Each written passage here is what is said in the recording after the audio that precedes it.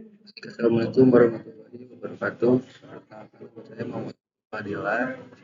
Saya dari Teknik Sipil Universitas Indonesia Regular Base semester 3. Di mana kali ini saya akan memaparkan teman pertama dari mata kuliah manajemen. Selanjutnya ada definisi manajemen. Pada intinya, manajemen adalah suatu sistem yang terdiri atas tiga fungsi pokok kegiatan yang saling terkait. Yang pertama yaitu fungsi perencanaan atau planning. Yang kedua adalah fungsi pengendalian atau controlling. Yang ketiga ada fungsi pelaksanaan atau operating. Tiga fungsi pokok manajemen. Yang pertama planning. Tentunya dari planning ini kita sebisa mungkin harus merencanakan dari awal sampai akhir. Kedua ada assembling resource, yaitu di sini proses pengumpulan sumber daya yang merupakan salah satu tahapan dari manajemen, yaitu kita memproses pengumpulan sumber daya, mau itu dari sumber daya manusia, dari sumber daya yang lainnya. Yang selanjutnya ada coordinating, yaitu kita harus mengkoordinasi antara satu dan lain hal. Yang selanjutnya ada budgeting, yang dimana budgeting ini sangat penting di fungsi pokok ini. Selanjutnya ada controlling. Controlling yaitu pengontrolan, yang dimana pengontrolan ini tahap selanjutnya dari planning. Yang di sini ada directing, supervisi, dan reporting. Directing adalah mengarahkan. Jadi kita harus mengarahkan apa yang sudah direncanakan dari awal.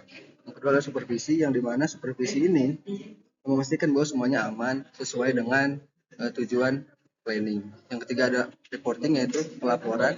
Jadi kita harus melaporkan apa-apa saja yang sudah dilakukan berdasarkan planning. Selanjutnya ada actuating atau implementasi. Nah, actuating ini sangat berperan penting di sini karena ketika kita melakukan controlling, di situ ada actuating yang terjadi atau implementasi yang terjadi. Yang pertama adalah organisasi. Organisasi ini kita harus membuat organisasi ini berjalan lancar sesuai dengan tujuan masing-masing. Yang kedua ada actuating, yaitu aksi. Selanjutnya ada staffing, yaitu pengaturan staff. Selanjutnya proses manajemen. Yang pertama proses manajemen ada planning atau perencanaan. Yang kedua ada organizing atau penyusunan organisasi. Yang ketiga ada staffing atau penempatan staff. Yang keempat ada executing atau pelaksanaan. Yang terakhir ada controlling atau pengendalian. Selanjutnya ada tingkatan manajemen. Yang pertama ada top level manajemen. Top level manajemen ini kita memerlukan keahlian manajerial yang tinggi. Yang kedua ada memahami faktor-faktor eksternal yang berpengaruh. Yang ketiga ada pengambilan keputusan selalu melalui proses analisis. Yang keempat ada pengambilan keputusan strategi. Yang kedua ada tingkatan manajemen, yaitu middle management, yang memiliki keahlian manajemen dalam bidang tertentu. Kedua ada melaksanakan keputusan yang diambil oleh top manajemen. Jadi middle management ini merupakan panjang tangan dari top level manajemen. Selanjutnya ada lower management, yang dimana lower management ini melaksanakan kegiatan operasional sehari-hari seperti yang telah ditetapkan oleh manajemen di atasnya, yaitu middle management dan top level management. Selanjutnya ada sumber daya yang diperlukan. Sumber daya yang diperlukan ada 5. Yang pertama ada man, yaitu manusia. Yang kedua ada material atau materi. Yang ketiga ada mesin atau mesin. Yang keempat ada money atau uang. Yang selanjutnya ada metode. Selanjutnya ada definisi proyek. Proyek adalah rangkaian kegiatan yang mempunyai dimensi waktu, dimensi fisik, dan dimensi biaya.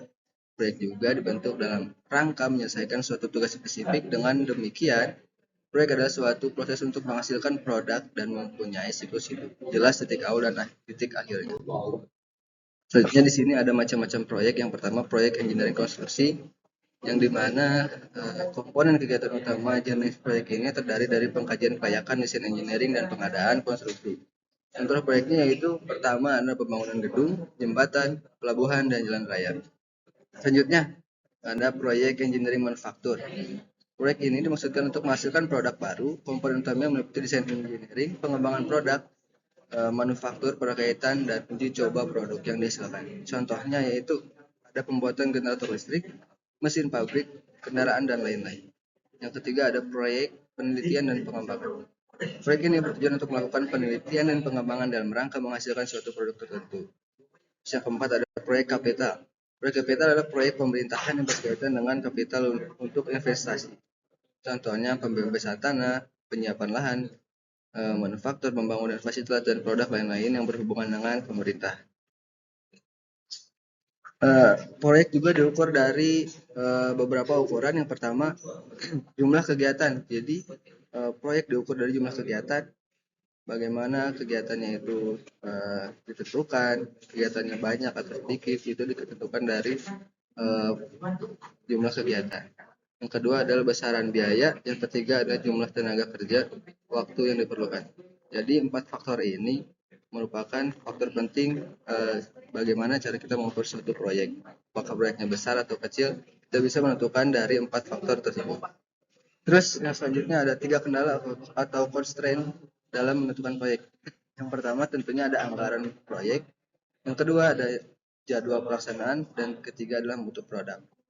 Yang dimana 3 faktor ini saling berkaitan satu sama lain untuk menentukan kualitas dari proyek tersebut. Ketika memang dari 3 faktor ini salah satunya ada yang turun atau tidak sesuai dengan pelaksanaan, pastinya akan berpengaruh untuk faktor-faktor yang lainnya. Selanjutnya, definisi manajemen proyek. Manajemen proyek adalah suatu sistem dan atau tata laksana untuk menjalankan suatu organisasi, suatu tugas yang spesifik, dibatasi oleh waktu, sasaran, dan biaya. Selanjutnya ada tahapan manajemen proyek. Yang pertama ada tahap identifikasi atau inisiasi atau ide gagasan dalam suatu proyek. Yang kedua adalah desain, perencanaan, dan perancangan. Yang ketiga adalah implementasi, pelaksanaan. Yang keempat adalah evaluasi, monitoring, dan pengelolaan. Yang kelima ada audit proyek. Yang keenam ada terminasi, penutupan proyek. Selanjutnya, manajemen proyek diperlukan untuk yang pertama supaya target tercapai. Yang kedua, ingin melakukan perubahan. Yang ketiga, untuk mendukung pelaksanaan rencana. Yang keempat adalah melakukan terobosan. Selanjutnya ada manfaat manajemen proyek, di mana manfaat ini kita bisa mengidentifikasi fungsi tanggung jawab. Yang kedua, kita bisa mengidentifikasi batas waktu. Yang ketiga, kita mengetahui agar tepat sasaran. Yang keempat adalah mengidentifikasi kemampuan estimasi. Yang terakhir adalah meningkatkan metode analisa. Selanjutnya ada tipe-tipe proyek konstruksi, di mana di sini ada 4 jenis. Pertama ada konstruksi pemukiman, yang salah satunya contohnya perumahan, rumah susun, dan apartemen. Selanjutnya ada konstruksi gedung. Konstruksi gedung ini meliputi toko, sekolah, dan perkantoran. Selanjutnya ada konstruksi rekayasa berat, bendungan, terowongan, pelabuhan, stasiun, dan lain-lain. Terus selanjutnya ada konstruksi industri. Yang pertama ada pabrik, kilang minyak, perusahaan pertambangan. Selanjutnya ada 5 prinsip manajemen proyek konstruksi. Yang pertama ada perencanaan yang matang. Kedua adalah pengorganisasian efisien. Yang ketiga adalah pengawasan yang ketat. Yang keempat adalah komunikasi efektif. Yang kelima adalah manajemen risiko. Tentunya 5 prinsip ini kita sebagai ahli teknik sipil tentunya harus memegang 5 prinsip ini. Selanjutnya tujuan manajemen proyek konstruksi. Yang pertama pengelolaan biaya. Yang kedua adalah pengelolaan kualitas. Yang ketiga adalah pengelolaan waktu pelaksanaan. Yang keempat adalah pengelolaan risiko. Yang kelima adalah pengelolaan sumber daya manusia. Jadi kesimpulan di sini, manajemen proyek dalam dunia konstruksi adalah proses perencanaan, pengorganisasian, dan pengelolaan sumber daya untuk mencapai tujuan proyek konstruksi secara efisien dan faktor. Pada pertemuan pertama ini, kita memahami bahwa manajemen proyek itu sangat penting dalam mengkoordinasikan berbagai aspek seperti anggaran, jadwal, kualitas, dan keselamatan kerja. Dengan manajemen yang baik, proyek dapat berjalan lebih lancar dan risiko dapat diminimalkan. Sebagai calon profesional di bidang konstruksi, penting untuk kita untuk selalu berpegang teguh pada prinsip manajemen yang kuat. Mungkin pemaparan saya cukup sampai di sini. Terima kasih. Wassalamualaikum warahmatullahi wabarakatuh. Assalamualaikum warahmatullahi wabarakatuh. Perkenalkan, saya Rizka Sakinah. Di sini saya akan melanjutkan materi manajemen proyek yang kedua, yaitu tata pelaksanaan proyek. Pertama-tama kita ketahui dulu definisi dari tata pelaksanaan proyek. Jadi tata pelaksanaan proyek ini adalah susunan yang telah disiapkan setelah rangkaian ditunjuk sebagai pelaksana proyek. Jadi konsepnya tuh kayak setelah kita udah punya orang yang kita percaya buat ngehandle satu proyek, nah berarti itu tuh proyeknya tuh baru bisa dimulai gitu.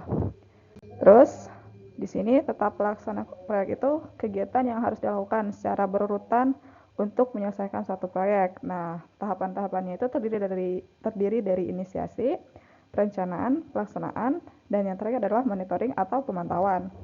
Nah, selama monitoring proyek, langkah-langkah ini tuh penting banget karena di sini tuh kita memonitoring tuh nggak cuman selama kegiatan pelaksanaan itu berlangsung, tapi juga termasuk anggarannya biar proyeknya ini tuh nggak boros. Selanjutnya yaitu topik pertama, pelaksanaan proyek konstruksi. Nah, dari proyek konstruksi ini pertama kita itu harus punya ide gagasan, terus studi kelayakan, akhirnya rancangan desain, baru ke pengadaan, proses konstruksi dan pengoperasian. Nah, dari sini tuh dari dari studi kelayakan ini kita harus harus berkonsultasi pada tenaga yang emang ahli di bidangnya. Nah, habis studi kelayakannya itu udah fix, baru kita ke rancangan desain yang mana rancangan desain itu biasa dilaksanakan oleh konsultan perencana.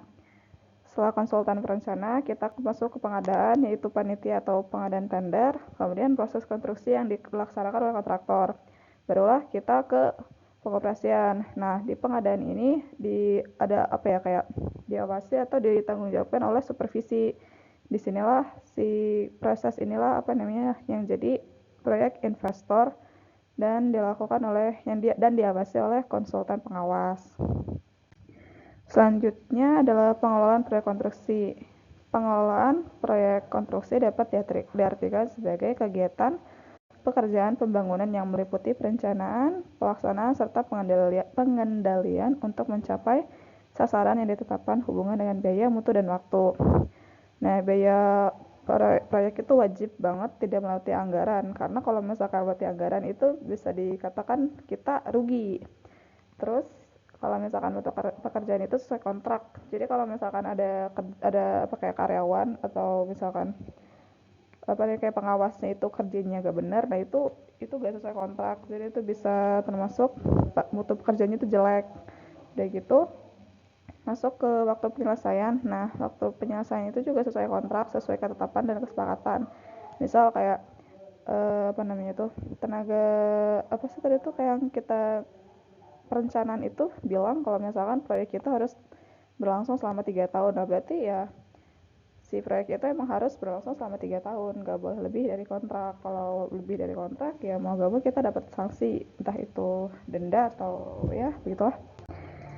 Nah, terus ada pula namanya proses pelaksanaan proyek. Nah, proses pelaksanaan proyek itu ada perencanaan. Di perencanaan kita itu ada nyusun time schedule, jadwal, terus ada metode konstruksi, anggaran, cash flow proyek atau arus kas, dan organisasi. Setelah perencanaan ini kita sudah memenuhi semua, baru kita lanjut ke pelaksanaan dan pengendalian. Di pelaksanaan pengendalian ini kita ada persiapan, pelaksanaan, baru ke pengendaliannya lagi. Yang terakhir adalah penyerahan bangunan. Nah, penyerahan bangunan itu ada 3 tahap. Ada penyerahan pertama, pemeliharaan, baru penyerahan kedua atau terakhir. Selanjutnya itu ini dia tahapan pelaksanaan. Nah, buat tahapan pelaksanaan kita lihat yang pertama penandatanganan kontrak. Nah, kalau misalkan kontrak udah selesai, kita tanda tangan, baru kita masuk ke penyerahan lokasi kerja. Sesuai kesepakatan ya. Jadi kita langsung ke penyerahan lokasi kerja. Jadi di mana-mananya kita bakal bangun proyek itu ya berarti di tempat itu. Selanjutnya itu SPMK, surat yang bakal kita bahas di pembahasan selanjutnya. Terus ada PCSM, kemudian tanggal mulai kerja, mobilisasi, dan akhirnya pekerjaan selesai, tanggal penyelesaian pekerjaan, dan tanggal penyerahan. Nah, untuk penandatanganan sampai surat SPMK ini maksimal itu 14 hari. Sedangkan dari SPMK ke PCSM itu ada 7 hari. Nah, selama 7 hari ini juga terjadi mobilisasi dan saat kita mulai kerja dan mobilisasi dimulai, kita masuk ke masa pelaksanaan. Nah, di sini ada catatan maksimal 30 hari sejak SPMK khusus untuk sumber daya memulai awal pekerjaan atau sebagaimana diatur dalam kontrak. Udah gitu, setelah pekerjaan 100% selesai, nanti ada pemeriksaan akhir. Nah, pemeriksaan akhirnya itu kayak kita lihat kualitas hasil akhir bangunan, mutunya, dan lain-lain. Nah, di situ setelah kita semua udah tanggal penyelesaian pekerjaan, semuanya sudah dipastikan clear, fix gitu kan. Masuk ke tahap pemeliharaan. Habis ini barulah ke tanggal penyerahan akhir. Nah, disinilah tahapan-tahapan yang terjalin selama masa kontrak sebelum akhirnya sebuah proyek selesai. Selanjutnya ada kegiatan tahap persiapan pelaksanaan. Kegiatan persiapan pelaksanaan dibagi dua, yaitu lingkup internal dan eksternal. Yang internal itu menyusun organisasi proyek, penyelenggaraan rapat meeting in, pembangunan prasarana sarana lapangan, membuat program kerja bulanan dan mingguan, melakukan mobilisasi sumber daya, memproses dana untuk pelaksanaan. Yang selanjutnya yang eksternal itu ada penerima penyerahan lahan, bagian site facilities, menghadiri rapat, meminta persetujuan, dan melakukan pengukuran bersama serta mengajukan pembayaran uang muka. Next, itu ada tahap persiapan pelaksanaan pekerjaan konstruksi. Nah, di sini saya tidak akan menjelaskan lebih rinci, bisa dilihat langsung ya dari pengadaan, prosesnya itu dari pengadaan, persiapan, pelaksanaan, sampai akhirnya pemeliharaan. Selanjutnya itu, ini dia. Ini tahapan terakhir sih, tahapan yang kedua setelah penandatanganan kontrak. Nah, ini penyerahan lokasi kerja. Penyerahan lokasi kerja dilakukan sebelum penerbitan SMK. Jadi yang kayak saya jelasin tadi. Jadi tahapan untuk penerbitan SPMK itu cuma ada 14 hari. Dengan terlebih dahulu melaksanakan penjual lapangan bersama. Setelah itu memastikan kesiapan lokasi kerja dan melakukan inventaris seluruh bangunan yang ada, seluruh aset milik pengguna jasa.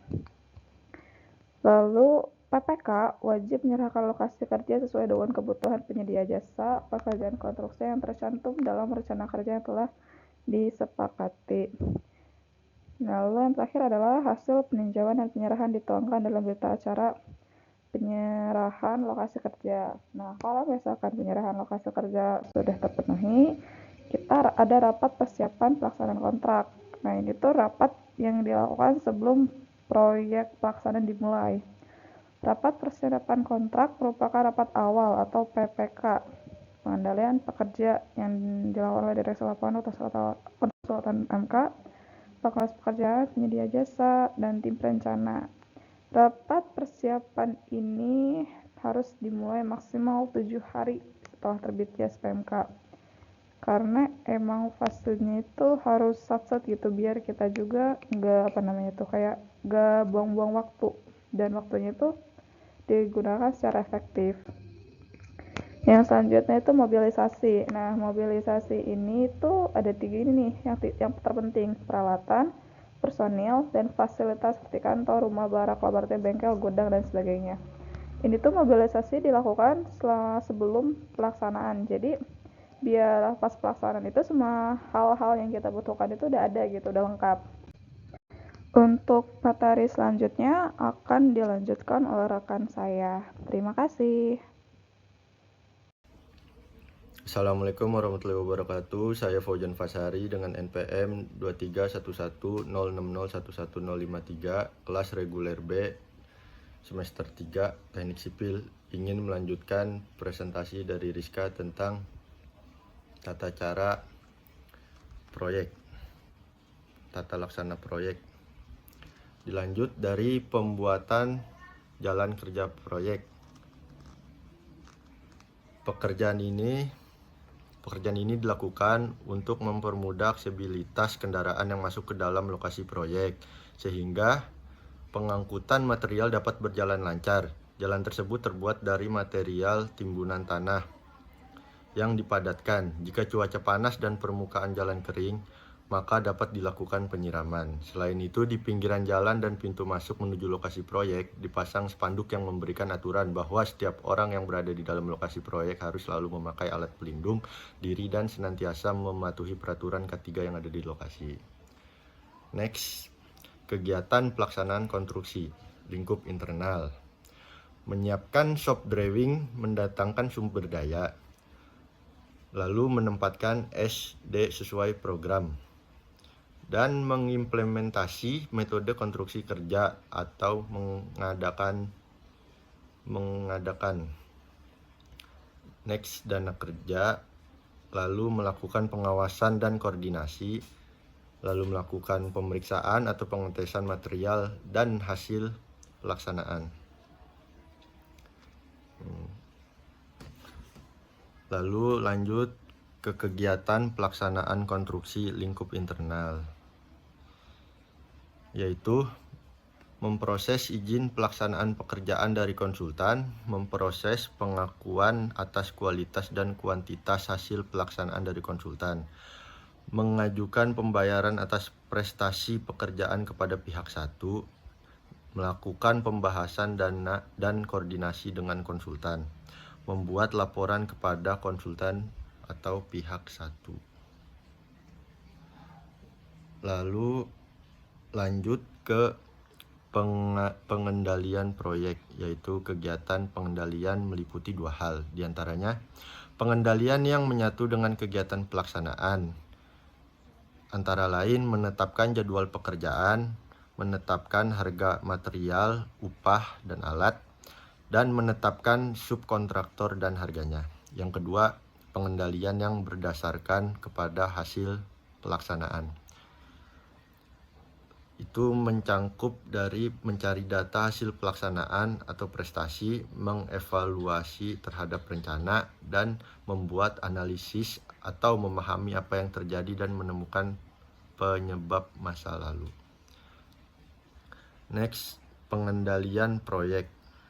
Pengendalian meliputi dua sisi waktu, diantaranya berdasarkan waktu kontrak yang terpakai sampai saat ini dan berdasarkan sisa waktu kontrak. Berdasarkan waktu kontrak yang terpakai sampai saat ini, sudah berapa prestasi tercapai sampai prestasi saat ini sudah berapa anggaran pelaksanaan terpakai.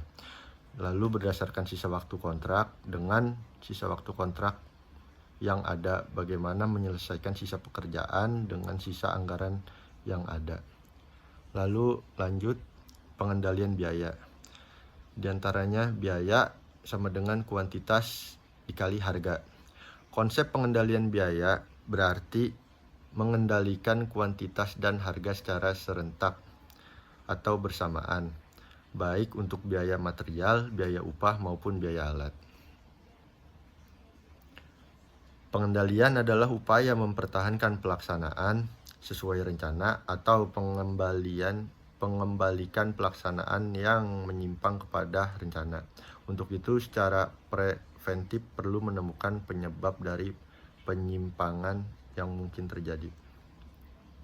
Berikutnya, pengendalian proyek merupakan proses kegiatan yang dilakukan selama proses konstruksi yang mengupayakan proses konstruksi tidak menyimpang dari rencana.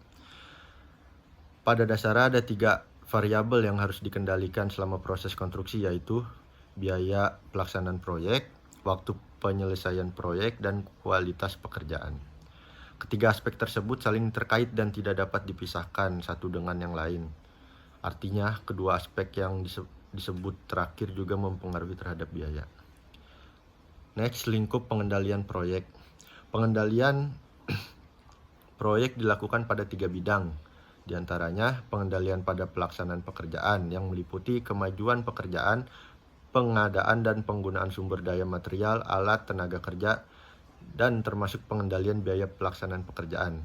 Yang kedua, pengendalian pada pelaksanaan kontrak, administrasi kontrak, mengupayakan keseimbangan kewajiban dan hak antara pihak satu dan pihak dua. Next, lingkup pengendalian proyek dilakukan pada 3 bidang. Di antaranya pengendalian pada likuiditas yaitu merupakan ketersediaan uang tunai untuk membiayai pelaksanaan pekerjaan dan dilakukan dengan pengendalian cash flow. Ketiganya memberikan dampak pada biaya. Next, kegiatan penyerahan bangunan. Penyerahan pertama, profesional handover PHO, dan penyerahan terakhir, final handover FHO. Lalu ada lingkup eksternal yang merujuk pada surat permohonan serah terima bangunan dan bersama konsultan melakukan pemeriksaan pekerjaan dan mencatat yang ada. Bila PHO dibuat defect list, cacat-cacat harus diperbaiki kontraktor. Cacat-cacat harus diperbaiki kontraktor. Dan menandatangani BRT acara penyerahan bangunan yang pertama atau PHO bersama konsultan dan pihak pertama. Memproses pembayaran termin sesuai prestasi. Next, kegiatan pemeliharaan sesudah PHO mencangkup lingkup internal dan eksternal. Untuk lingkup internal yaitu melakukan pemeriksaan bangunan secara periodik dan mencatat kerusakan yang terjadi. Lalu yang kedua melakukan perbaikan, yang ketiga melakukan demobilisasi sumber daya yang tidak diperlukan lagi. Untuk lingkup eksternal mencangkup membuat laporan kegiatan pemeliharaan kepada konsultan wakil pihak 1. Next, B, pemeliharaan hasil pekerjaan.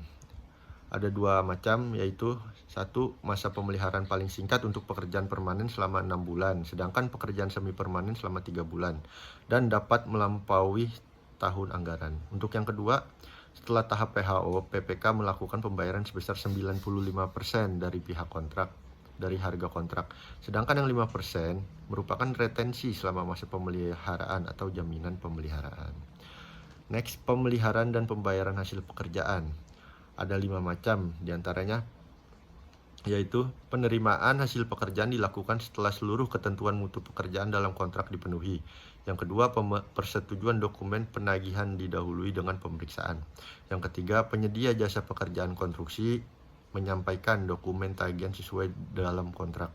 Yang keempat, jika hasil pemeriksaan menunjukkan ketidaksesuaian spesifikasi volume yang tertulis dalam dokumen penagihan, maka PPK berhak untuk tidak menyetujui dokumen tersebut dan penyedia jasa pekerjaan konstruksi wajib melakukan perbaikan terhadap pekerjaan maupun dokumen penagihan. 5. Terakhir, pembayaran dapat dilakukan setelah hasil pemeriksaan telah disetujui. Untuk next, serah terima akhir.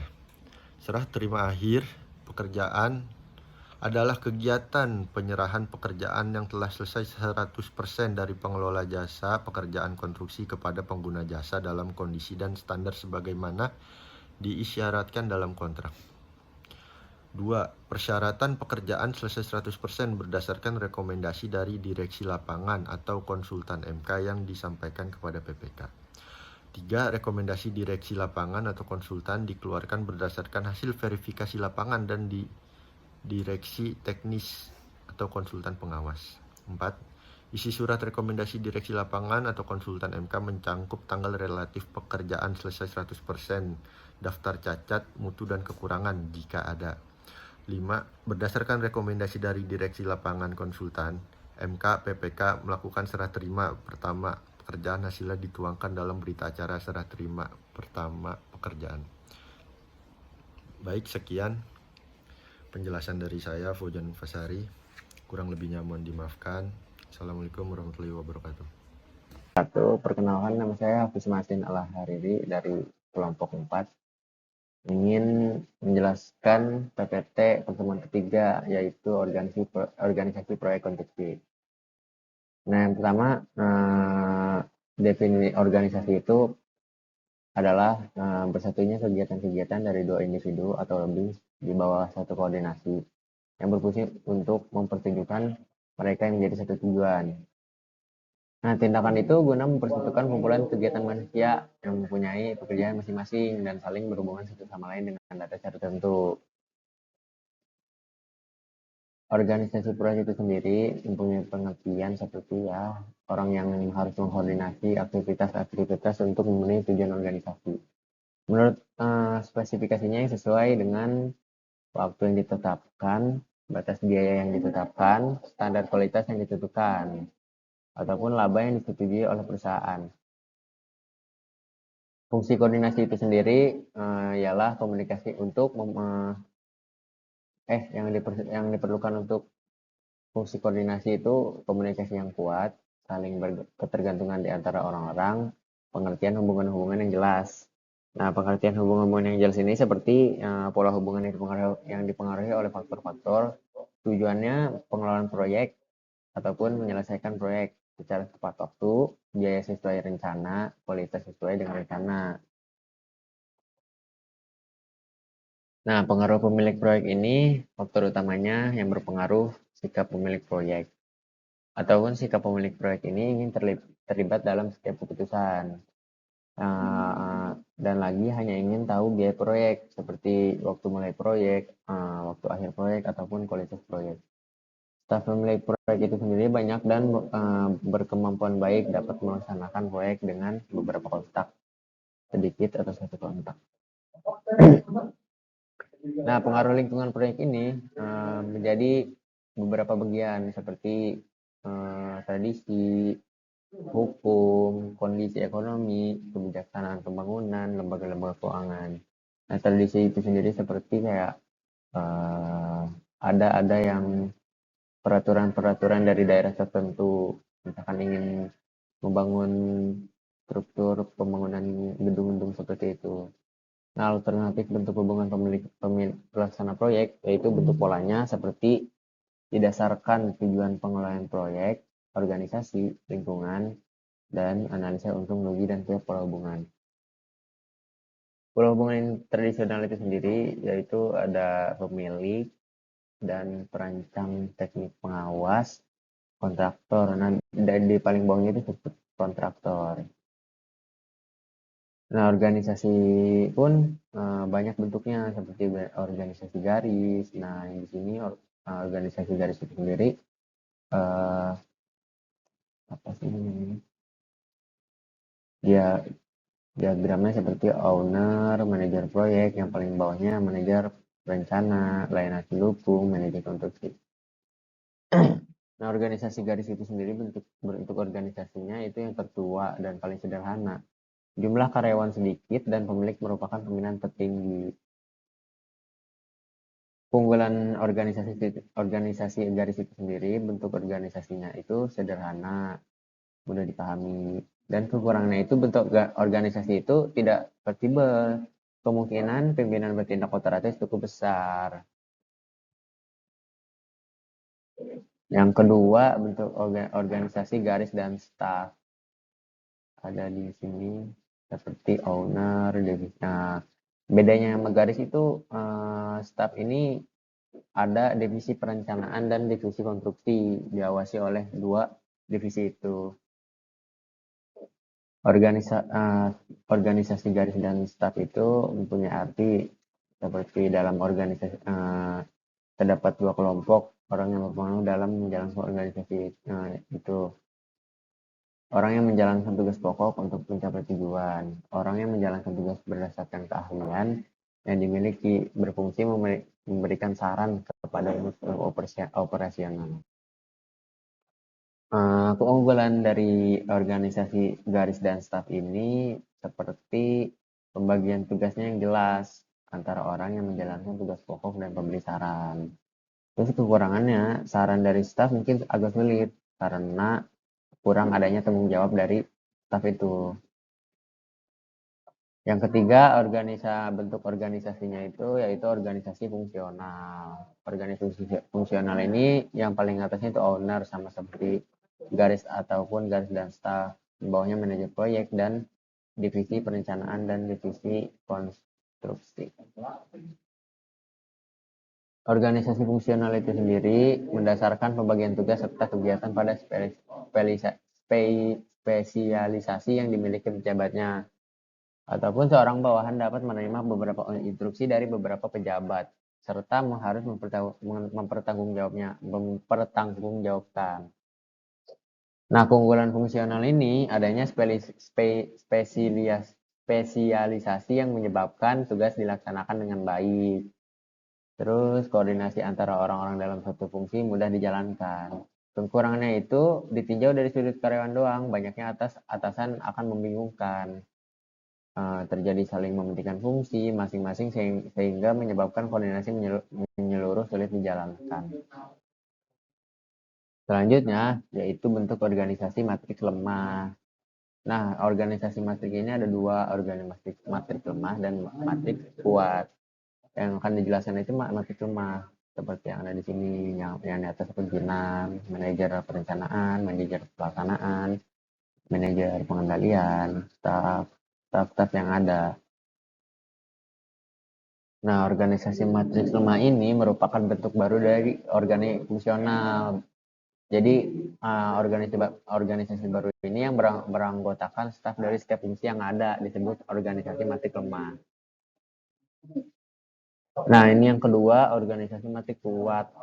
Yang seperti dijelaskan tadi, sama seperti matriks lemah tadi.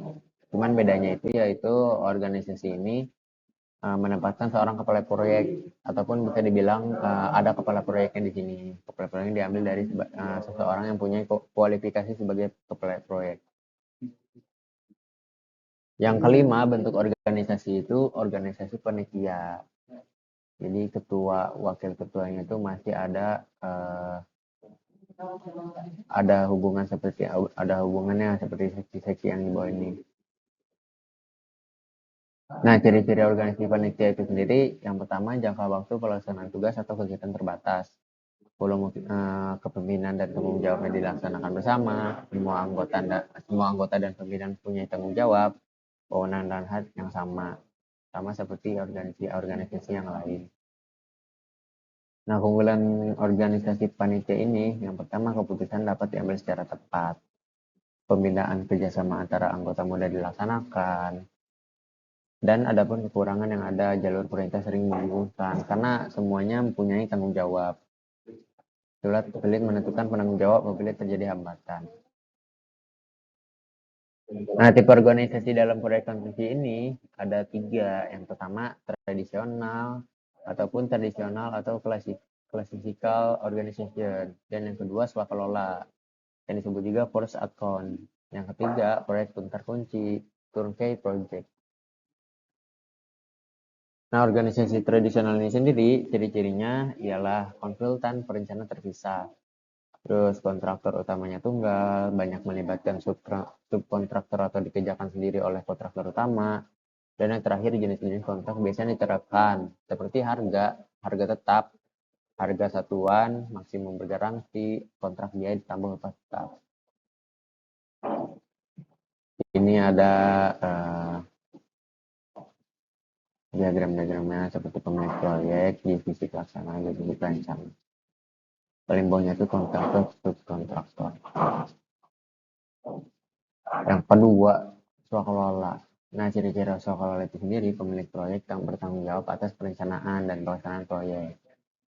Pekerjaan dapat dilaksanakan dengan kemampuan sendiri secara fakultatif atau dilaksanakan kontraktor atau subkontraktor. Jenis kontrak yang ditetapkan seperti harga tetap, harga satuan, kontrak yang negosiasi. Nah, ini jadi sama seperti tradisional tadi. Nah, yang terakhir ada organisasi putar kunci atau disebut turnkey. Dalam metode ini, keseluruhan manajemen proyek yang meliputi perencanaan dan pelaksanaan konstruksi ditangani oleh satu perusahaan. Jadi semuanya perencanaan yang semuanya yang ada dibuat bangunan itu dikendalikan oleh satu perusahaan dengan menggunakan sistem perencanaan pembangunan, perencanaan pengelola yang bertahap untuk bertujuan mempersingkat waktu pelaksanaan proyek. Nah, organisasi putar kunci ada 2, yaitu yang satu, ciri-ciri bentuk satu itu pihak yang bertanggung jawab terhadap kegiatan perencanaan berbeda dengan pihak yang bertanggung jawab terhadap pengawasan. Organisasi putar kunci satu ini yang di atasnya pemilik proyek, konsultan perencana, konsultan supervisi, dan di bawahnya ada kontraktor. Nah, yang kedua ini organisasi konstruksi 2 menurut pengertian perencanaan pengelola pelaksanaan konstruksi dikerjakan oleh sejumlah kontraktor bebas menurut tata cara yang sesuai dengan konsep konstruksi profesional atau konsultan berfungsi sebagai perencanaan pelaksana.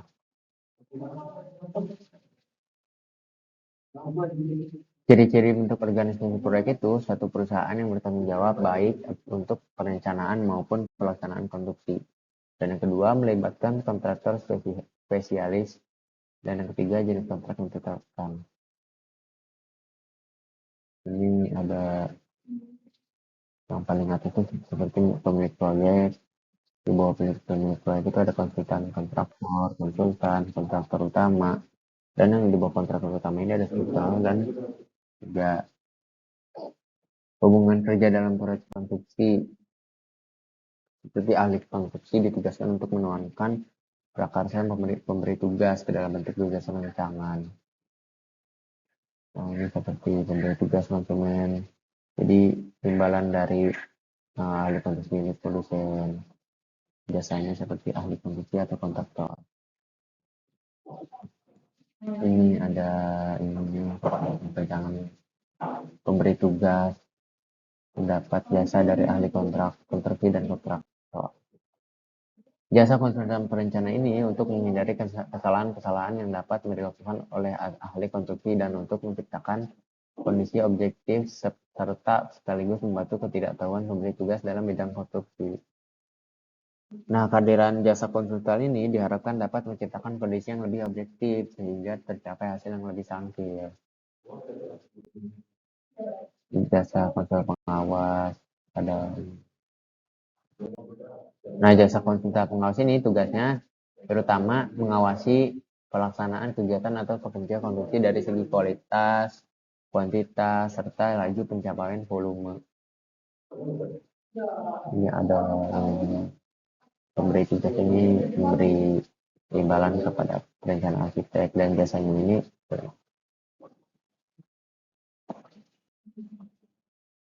Nah, konsultan manajemen konstruksi ini adalah lembaga yang memberikan jasa untuk bertanggung jawab atas pengelola proses konstruksi secara keseluruhannya, sejak dari tahap penyusunan TOR, perencana hingga selesai tahapnya. Jasa konsultan value engineering.